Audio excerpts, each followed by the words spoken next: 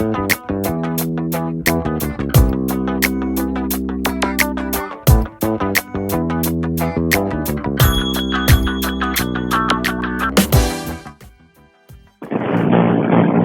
auditeurs de Code 243, samedi 13 juin 2015, et nous allons parler de l'actualité politique en RDC avec une éminente personnalité, M. Raphaël Katebe Katete. Pour ceux qui ne le connaissent point, c'est une grande figure proéminente de la politique en RDC qui vit actuellement à l'étranger en Belgique. Bonsoir, M. Raphaël. Oui, bonsoir frère, bonsoir. Nous vous remercions de nous avoir accordé ce privilège d'avoir cette interview avec vous. D'emblée, pour ceux qui ne vous connaissent pas, qui est M. Raphaël Katebe?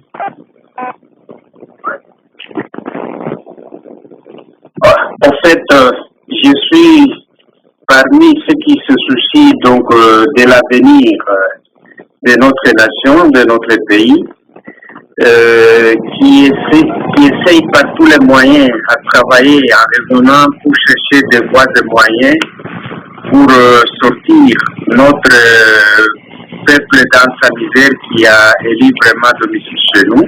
C'est le grand souci et c'est l'objectif, c'est donner ce grand pays, le nôtre, le Congo, sa place au niveau africain et mondial. Parce qu'il ne faut jamais oublier que le Congo, c'est un très grand pays avec toutes les possibilités, mais donc on peut tout faire en travaillant main dans la main et intelligemment avec une bonne gouvernance et une bonne gestion, remettre ce pays sur les rails et lui redonner sa place qu'il mérite au niveau international. Vous l'avez si bien dit et nous vous remercions pour ces vœux qui sont les vœux de toutes personnes conscientes. Pour l'heure, le président Joseph Kabila a entamé des consultations en vue d'un dialogue afin de pouvoir discuter, échanger avec les partenaires. Quel est votre avis? Je sais que vous êtes à la pointe de l'information. Que pensez-vous de ce dialogue? Est-il le bienvenu? Est-ce constructif par rapport à la situation dans laquelle nous traversons? Bon, écoutez, je vais être franc. Moi, mon intérêt, c'est la nation, le pays, donc la population. Et ce dialogue, pour moi, personnellement, n'a aucun sens. D'abord, je ne comprends même pas pourquoi, dans quel but, puisque nous sommes dans une vraie démocratie, nous avons les échéances, il y a la CENI qui a sorti son calendrier électoral, il y a la Constitution qui est là, qui prévoit donc toutes les séances possibles. Alors, je ne vois pas pourquoi aller chercher un dialogue. Il y a eu dialogue intercongolais parce que dans les années 2000, il y a eu conflit. Il y a eu la rébellion, il y a eu RCD, MRC, il y a eu les Maïmaï, tout ça, et puis bon, il y a eu la paix, l'accord de Lusaka qui a régi le dialogue intercongolais à cette époque-là. Là, il y avait dialogue et c'était nécessaire, mais aujourd'hui, je ne vois pas la nécessité de provoquer un dialogue parce que pour moi, c'est peut-être purement et simplement une distraction ou une façon de chercher à prolonger un mandat de quelconque quelque part, parce que, à mon avis, je ne vois aucun sens. Pourquoi la CENI a sorti son calendrier électoral? Et s'il y a des problèmes, comme on peut prétendre qu'il y a les problèmes sur les échéances, sur les dates de la CENI, les calendriers, les élections locales, tout ça. Mais il faut demander à la CENI qui a arrêté son calendrier de rectifier. S'il y a des rectifications à faire, qu'il rectifie, mais il ne faut pas un dialogue pour ça. Un dialogue pourquoi? Alors la CENI, quel est son boulot? Quelle est sa responsabilité? Si la CENI a commis une erreur, il appartient à la CENI de corriger l'erreur qu'elle a commise. Mais ce n'est pas aller à un dialogue où on va faire venir la société, avec toutes les composantes, la société civile, la majorité présidentielle, les opposants. Mais pourquoi? C'est encore pour perdre du temps et pour faire dépenser l'argent de la République au moment où on est en crise, qu'on n'a même pas assez pour payer les salaires des fonctionnaires de l'administration, et on va les dépenser dans un dialogue qui n'a aucun sens. Qui n'a aucun sens.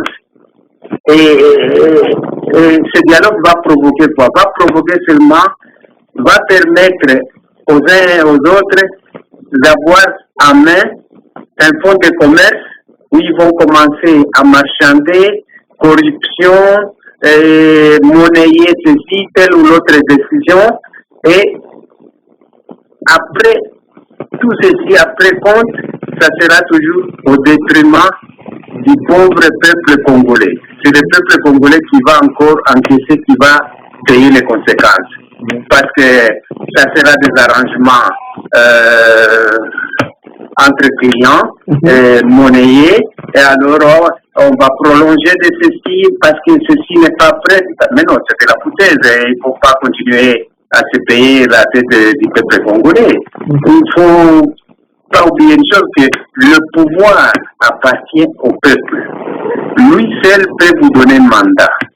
Et s'il vous donne mandat, vous avez des obligations de compte à lui rendre. Parce que c'est lui le patron. Mais c'est ce qu'on oublie. Alors, on mène le peuple dans tous les sens, comme ça arrange Grégoire ou François ou Georges, mais ça n'a pas de sens. Ce n'est pas ça la bonne gouvernance et la bonne gestion. Donc, il faut respecter les institutions. Si nous-mêmes, nous ne respectons pas nos institutions, comment voulez-vous demander à l'extérieur de nous respecter et de respecter nos institutions? Nous devons commencer par nous-mêmes, nous devons respecter. Il y a une constitution, il y a la CNI, il y a un calendrier électoral qui a été arrêté. On doit le respecter. Pourquoi? On n'a pas d'argent, on n'a pas de moyens, mais on va provoquer un dialogue. On va provoquer un découpage.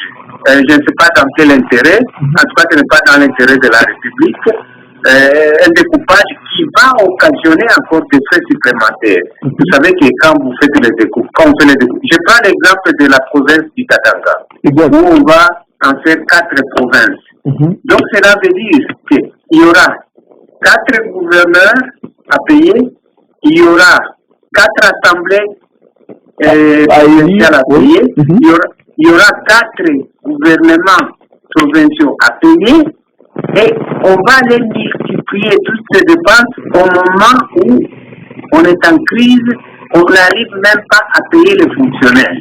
Ça, c'est une chose. Donc, ce n'est pas dans l'intérêt de la nation.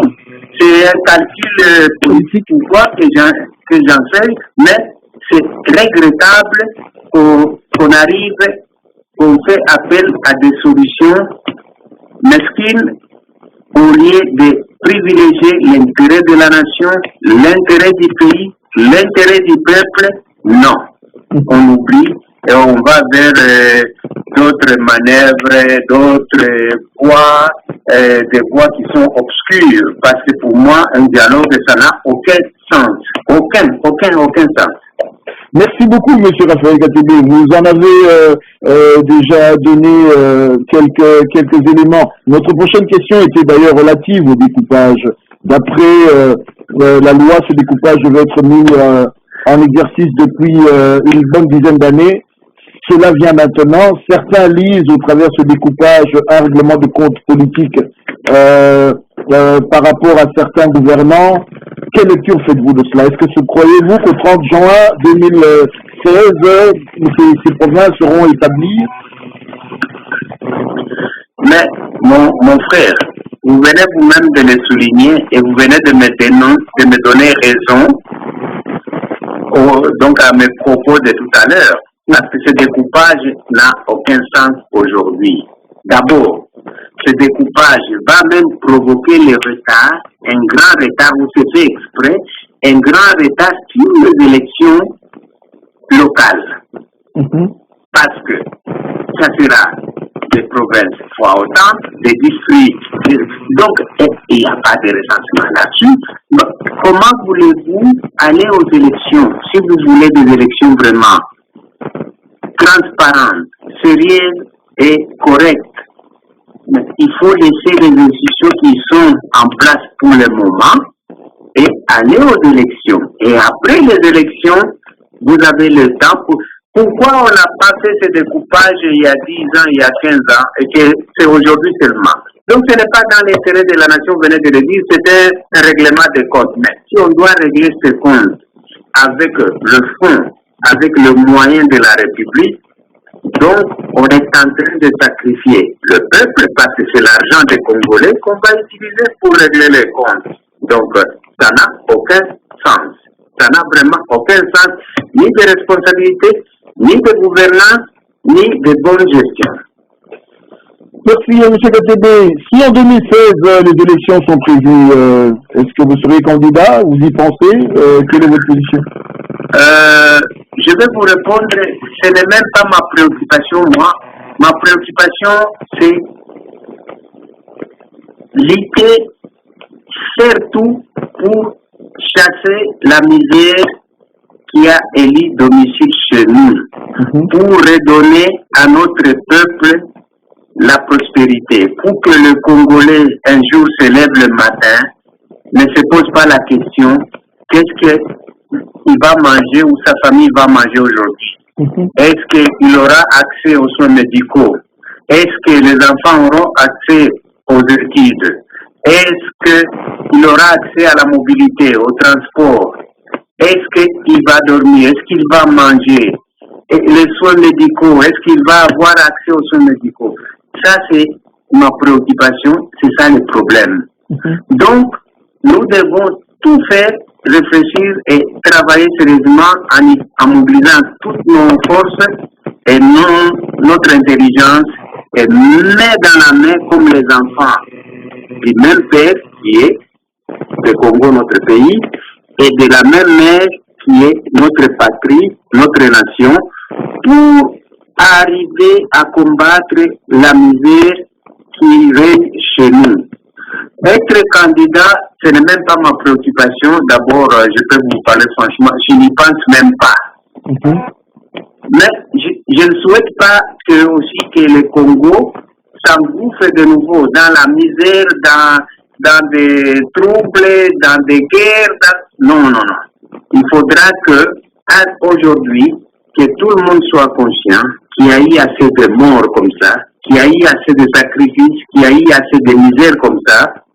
On va mettre nos intérêts à côté et qu'on privilège l'intérêt de la nation, l'intérêt de notre pays, l'intérêt de notre peuple. C'est le plus important. Et pas sacrifier tout ça pour maintenir, pour enrichir un petit groupe qui est un groupe, parce que vous savez, on a plus que 70 millions d'habitants. Alors, sur les 70 millions d'habitants, il y a peut-être 100 ou 200 qui mangent, qui se réveillent, qui circulent, qui boivent, qui vont à l'école, les enfants, les hôpitaux sont médicaux, mais les autres 70 millions et quelques n'ont rien. Donc, on ne peut pas sacrifier ces gens-là. Il faut absolument qu'on puisse faire tout pour vraiment donner une chance à notre pays et à notre peuple de revivre. Message compris, je crois nos auditeurs qui nous rejoignent, nous sommes en ligne avec Monsieur Raphaël Katebe Katoto, que l'on ne présente plus, un acteur politique de poids qui vit pour l'heure en Belgique, qui vous a lancé ce message venant du cœur. Il est intéressé à voir la renaissance d'un pays, un Congo fort, pour que les populations congolaises puissent bénéficier de cette de cette bénédiction qui est la leur, qui a été qui est traduite par les produits que nous trouvons dans le sous-sol de la RDC, en espérant qu'avec un bon management, une bonne gouvernance, nous pourrions satisfaire les besoins primaires et secondaires de ce peuple. Monsieur Raphaël Katebe Katoto, vous êtes très attentif à ce qui se passe dans la sous-région. Il y a des élections prévues au Burundi, celles qui sont également prévues au Rwanda en 2017, au Congo-Brazzaville. Quelle lecture faites-vous de ce qui se passe autour de nous? Merci beaucoup, mon frère, pour la question. Mais avant d'y répondre, je voudrais ajouter quelque chose sur mon dernier passage concernant notre pays, parce que c'est ça ma grande préoccupation. Vous venez de le dire vous-même, notre cher pays a toutes les possibilités à les sous-sols, à les sols, à les cerveaux pour aller vers une grande prospérité. Il ne manque rien à notre pays à part la gouvernance et la bonne gestion. Prenons l'exemple. On a des pays voisins qui n'ont peut-être pas, même pas la manne que nous avons, mais qui sont bien gérés. Il y a la prospérité qui règne. Il y a des pays voisins qui ont la moitié de ce que nous avons comme richesse et qui se gouvernent très très bien et leur population vivent dans la prospérité, dans la joie, dans la gloire. Et pourquoi pas chez nous? Nous devons être le géant de l'Afrique, le grand géant de l'Afrique. Aujourd'hui, ce géant est à genoux, il est ridiculisé, même pas le plus petit de petit. Donc, c'est malheureux à constater. Si je dois vraiment me permettre, depuis 1960, qu'on a eu l'indépendance, à comparer, à faire le bilan 60 et aujourd'hui, je pense que le peuple qui vit là, dans le fond du pays, le vrai peuple, aimerait encore retourner à l'époque coloniale parce qu'il vivait encore beaucoup mieux qu'aujourd'hui. Parce que quand vous faites le bilan, nous avons reculé et pas avancé. Donc cette indépendance n'a pas servi au peuple, Exact. a seulement servi à quelques individus. Je vous rejoins. Voilà. En tout cas... Alors pour revenir à votre question, oui. Non, nous vous écoutons, monsieur. Pour revenir à votre question, je n'ai pas d'opinion à émettre sur ce qui va se passer ailleurs chez nos voisins ou tout ça, parce que, bon, d'abord,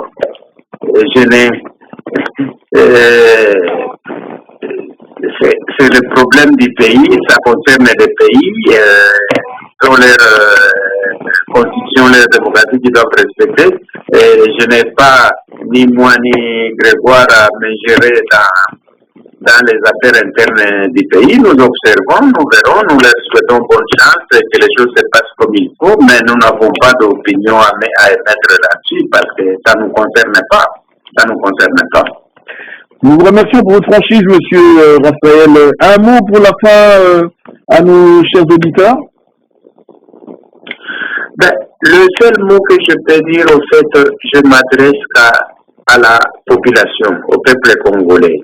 Il faudra que le peuple congolais se prenne en charge, soit conscient et choisisse des dirigeants capables de bien gérer le mandat qu'ils vont leur confier. Parce que c'est le peuple qui donne le mandat. Alors le peuple doit choisir des bons gestionnaires pour gérer et amener à bonne tête le mandat que ce peuple va confier donc aux élus.